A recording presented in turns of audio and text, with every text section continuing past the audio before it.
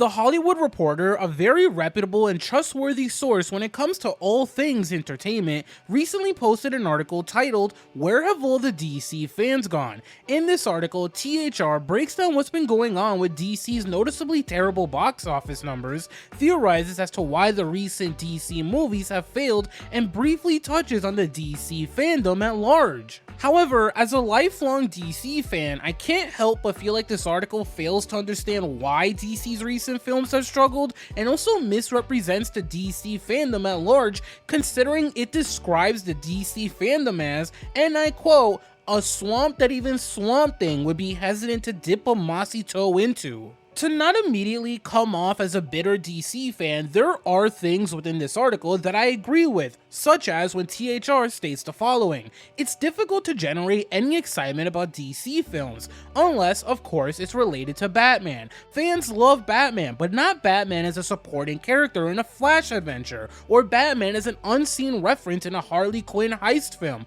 They just want Batman, and if not him, then the Joker will do just fine." This is incredibly true, and is something I've said in past videos. DC's over-reliance on Batman has been, and still is, a problem. DC constantly reinventing Batman over the years has done two major things to the DC brand. Firstly, it turned Batman into a constant stream of revenue for DC. If a Batman movie, show, podcast, comic book series, or video game is being released, odds are it's going to make a ton of money no matter what. That's how much people love Batman. Secondly, and this is the downside of DC constantly reinventing Batman over the years, it's created an "if it's not Batman, I don't want it" mindset within general audiences due to their emotional investment in Batman. DC's inability to simply commit to their non-Batman projects and give all of those non-Batman projects as much public backing as possible has ultimately made people not care about non-Batman DC characters. The constant pivoting, shifting plans, and moving away from potentially cool ideas just because a previously released non-Batman related project reviewed poorly is exactly why people have a lack of trust when it comes to the DC cinematic universe. What's obvious though is that DC fans already trust the direction of the Batverse, which means that DC is likely going to see mass success with the Batverse no matter how many movies or spin-off shows come to fruition. People already fully believe in Matt Reeves, and people adore Batman, so it's a win-win scenario for DC fans and for DC in general. This, however, makes it hard to not be concerned that the Batverse is going to eventually overshadow the DCU and become DC's core focus. We all know that the Batverse is likely going to outshine the DCU as the DCU begins to find its footing. The general audiences aren't going to buy into the DCU as soon as Superman Legacy releases, regardless if Superman Legacy gets incredibly high review scores and universal praise from media outlets. If general audiences have learned anything from their experience with the DCEU, it's that one DC movie can be legitimately phenomenal, while another one can be incredibly middling or straight up terrible. DC Studios is going to have to build trust with and earn trust from the general audience over the first couple of DCU projects before the DCU becomes anything close to a priority for the general audience. Unlike with the Batverse and the Elseworlds universe, the DCU is going to need a lot of time and is going to experience both highs and lows as DC Studios hopefully begins to form some level of consistency with DCU projects. What can help form some level of patience from the general audience is DC's communication, which has historically not been great, becoming the best it's ever been. They're going to have to change their habits and create a new level of proper communication through videos, streams, or yearly events like DC Fandom to address rumors, questions, castings, and curiosities surrounding the DCU. And for what it's worth, these are all things this THR article briefly mentions, so yes, I obviously do agree with them when it comes to all of these things. However, this brings me to the problem with this article. This article fails to understand why the recent slate of DC movies has failed both review-wise and box office-wise. Here's the article's rationale for DC's recent movies not doing well. DC's fandom is driven by filmmakers elevated to celebrity status, and as a result, trust is placed in their decisions. It's that rationale that led to Black Adam, Shazam! Fury of the Gods, and Blue Beetle, all of which were marketed as Marvel Light, failing to draw out the fandom. Their target audience already had versions of those movies in the MCU, and the merits of representation that Black Adam and Blue Beetle offered, while commendable, are not a big enough draw in and of themselves. While DC fans do care about who's directing upcoming DC movies, along with their potential vision for the project they're working on, that's not why any of those films failed. Black Adam didn't fail because the DC fandom didn't trust the movie's director or because people didn't care for the representation it brought onto the big screen. Black Adam failed because it was a movie that was forced into existence. To be blatantly honest, no one wanted Black Adam, and there weren't a ton of people clamoring or petitioning for a Black Adam solo movie. And I say that as someone who actually liked Black Adam more than most people did. Video to see that discussion will be linked in the description, by the way. The main reason Black Adam failed, though, was because he should have been the villain of Shazam! Fury of the Gods, or the villain of the first Shazam movie, who then got a spin-off movie if he was met with any interest from general audiences. That might sound crazy, since that is a lot of work for a comic book character to get their own movie, but that's what should have happened with Black Adam, considering no one within the general audience knew that he existed in the DC universe until the trailer for that film came out. It also didn't help that The Rock didn't want to associate Black Adam with Shazam either, because that also hindered this character's potential on the big screen. If you didn't know or don't remember, The Rock didn't want to accept the fact that Black Adam is mostly tied with Shazam because, for some incredibly odd reason, he really wanted Black Adam to go head to head with Henry Cavill's Superman. Now, although this massive Black Adam vs. Superman crossover event could have been cool, it made absolutely no sense to so many DC fans. It would have taken forever for the general audience to care because, again, the general audience didn't know a single thing about Black Adam before the movie's release. They would have had to try really hard to make a storyline that's legitimately compelling and worth fleshing out over multiple movies or shows, and that simply wouldn't have been good enough despite Henry Cavill and The Rock being gigantic Hollywood names now. And it's all because this whole storyline would have been focused on a character no one within the general audience, you know, the audience DC needs to constantly appeal to, cared about. Thinking that Black Adam failed due to the movie's director or due to the representation not being enough is incredibly disingenuous, because you can't talk about Black Adam failing without mentioning these other key factors. Shazam! Fury of the Gods, another one of DC's box office failures, failed due to several reasons. Firstly, the first teaser trailer for this movie wasn't good at all. I remember watching that first trailer and being so disappointed as someone who adores the first Shazam movie. The visual effects didn't look great. The villains, being actual generic made up villains for whatever reasons, didn't inspire confidence. And my worst fears ended up coming true, which is arguably the main reason why the film failed. Zachary Levi was god awful in this sequel. There was never a point where Zachary Levi and Asher Angel felt like they were playing the same Billy Batson. Zachary felt like he was still stuck in the first film, while Asher did a phenomenal job at giving Billy character growth despite his unfortunate lack of screen time. This incredibly noticeable problem within the movie created a sense of whiplash that made Shazam fans, like myself, actively not want to see Zachary Levi on screen throughout the movie. Truthfully, what the movie needed was far more of Asher Angel. Without Asher being a phenomenal Billy Batson in the first film, it's easy to argue that we wouldn't have gotten this sequel to begin with. So the lack of Asher Angel in Shazam! Fury of the Gods made little to no sense and harmed the movie a ton. What also didn't help Fury of the Gods is that all of the kids grew up. The first film had a massive amount of charm because the kids were so young. Seeing those kids run around as a family as they attempted to figure out how to help Billy with his superpowers was so much fun, and it helped that this core theme of family was uplifted and emphasized by the Christmas setting.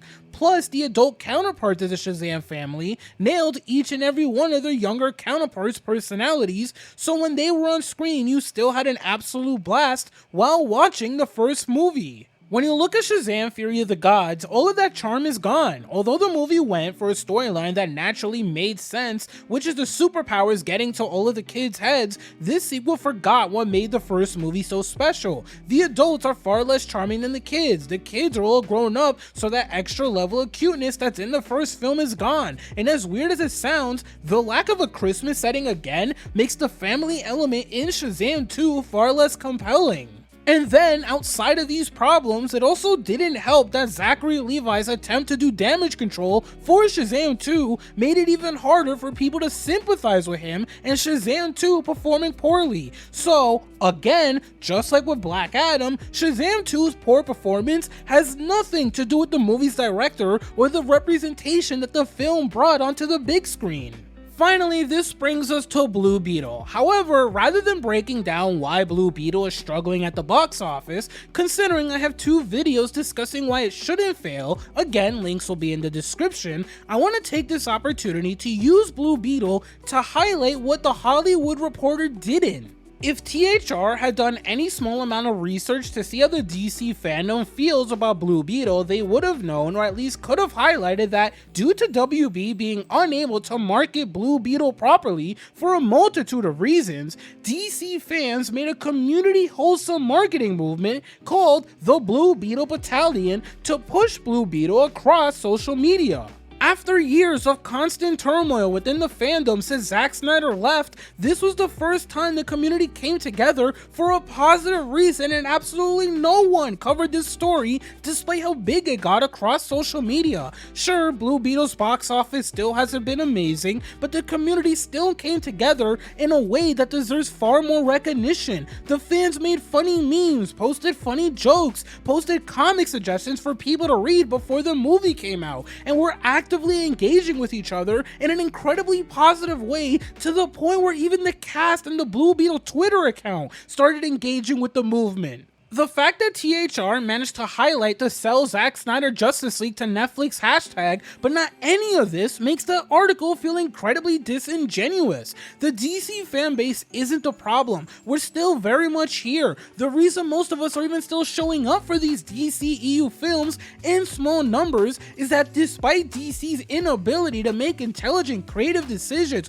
when it comes to the big screen, at least in the past that is, we still want DC to succeed. We still want to see our favorite characters on the big screen. We still want more DC movies and DC shows. You can't look at the DC fans as the problem when we've proven we'll ride or die for something that's genuinely fantastic or something we genuinely care about or find interesting. The DC fanbase supported the Arrowverse, a DC-centric TV universe that managed to do exactly what Marvel's attempting to do on Disney Plus as we speak, which contains 6 shows, a ridiculous amount of seasons, and multiple fun crossover events that expanded across every single Arrowverse show and were arguably more entertaining than anything we've seen in the modern theatrical DC era for 11 years straight. The DC fanbase showed up for Aquaman, which shocked the world as it made $1 billion at the box office, stunning everyone, Jason Momoa included.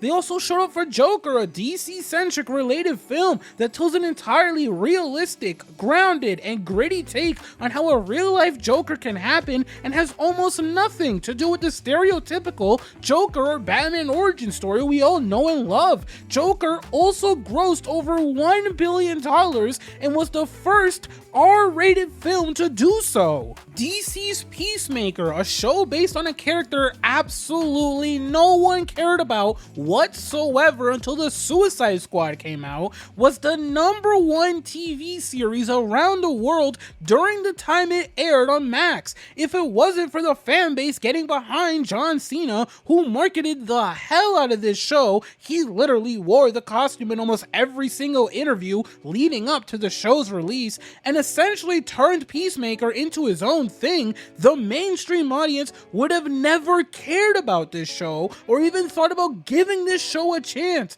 Peacemaker is so big now that gamers who may not even watch that many DC movies are excited to play as him in Mortal Kombat 1. Yet again, the DC fanbase immediately showed up for Matt Reeves' The Batman, which was met with universal praise and a box office of $771 million.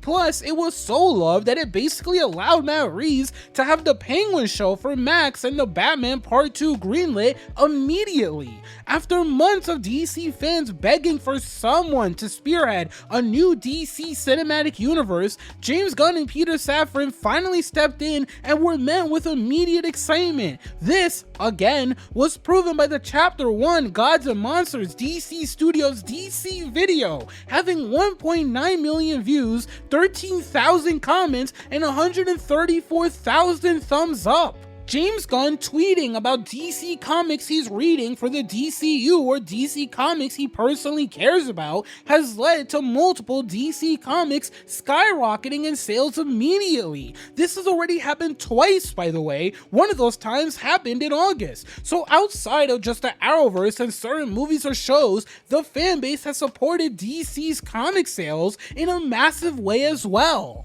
Now, as much as people hate to admit it, it'd be incredibly disingenuous to spend this entire video talking about the DC fanbase without giving credit to the Snyderverse fans who played a positive role in DC's past. Let's not forget that for years, the Snyderverse fans were told that the Snyder Cut didn't exist and was just a figment of their imagination. For years upon years, the Snyderverse fans were mocked and frowned upon because of them spamming the Release the Snyder Cut hashtag across all of social media. And not only were they right about the Snyder Cut existing, the Snyder Cut was so good it shocked everyone. When the reviews dropped, the Snyder Cut's Rotten Tomatoes page launched with a 75%, which at the time was fantastic and exceeded expectations. Why? It's because this review score was marginally lower than Birds of Prey, but higher than Man of Steel, Batman v Superman, Justice League, Suicide Squad, and Aquaman. Think about that for a second. Zack Snyder's Justice League got better reviews than almost the entire DCEU slate. This is the same movie that people didn't believe existed, and this is the same movie that Snyder fans got laughed at for wanting it to be released. Sure, there's a whole lot of semantics when it comes to this discussion because it's a 4-hour movie, but no matter what, it's still reviewed better than anyone thought it would. And if the Snyder fans pushing for this doesn't deserve credit, as the movie got closer to its release, they also raised $500,000 for the American Foundation for Suicide Prevention too. That's also why there's an AFSP Easter egg in the Snyder Cut, in case you didn't know. So whether you like interacting with Snyder's fanbase or not because of how they feel about the upcoming DC Studios DC slate doesn't matter. What matters is that they too have shown up in an incredibly passionate way twice, and that absolutely deserves recognition. While DC fans haven't shown up at the box office when it comes to the final slate of DCEU films like THR states in their article, it's not because people haven't wanted to. It's also not because DC fans are too busy fighting with Snyderverse fans who are still, to this day, fighting for the return of the Snyderverse instead of focusing on supporting Rebel Moon, a brand new universe created by Zack Snyder and Netflix. DC fans are here. DC fans exist. DC fans are still showing up for comic book releases, animated movie releases, and DC TV shows. It's not that we can't be found or don't want to be found. We're just showing up in ways that people seem to not want to acknowledge. It has nothing to do with people not caring about representation on the big screen. It also has nothing to do with us not caring about DC movies either. Remember, this is the same fan base that created a positive community-led movement to market Blue Beetle because DC couldn't, and the same community that also immediately showed support for the Superman Legacy castings as well. The answer to the question, where have all the DC fans gone, is that they haven't gone anywhere. DC fans can be found, and hell, we kind of want to finally be acknowledged for the positive things we've done over the last several years, considering we tend to not get anywhere close to the level of credit that the MCU fanbase seems to constantly get. We shouldn't have to motivate outlets to write positive articles about how the fanbase is making creatively wholesome movements to market movies so they don't arrive at theaters dead on arrival,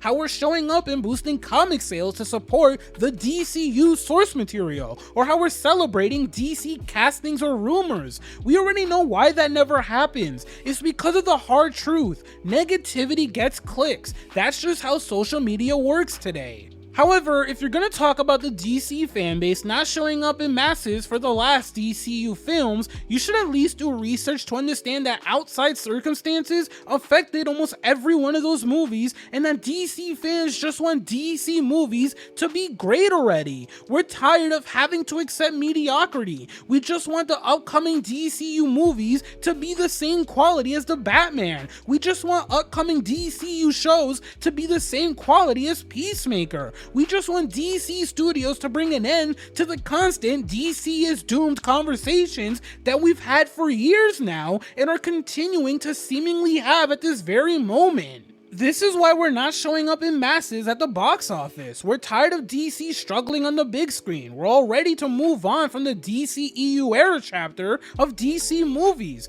Sure, there's a vocal minority that still wants the Snyderverse to be restored, and sure, there's still a lingering Batman problem that needs to be addressed, but in the grand scheme of things, I think people will agree with me when I see that DC fans don't get enough credit for the positive things we've done throughout all of the highs and lows we've endured as a fan base. We're all ready for a much needed break in 2024 as we await the new era of DC films and DC shows, thanks to the new vision being created by DC Studios.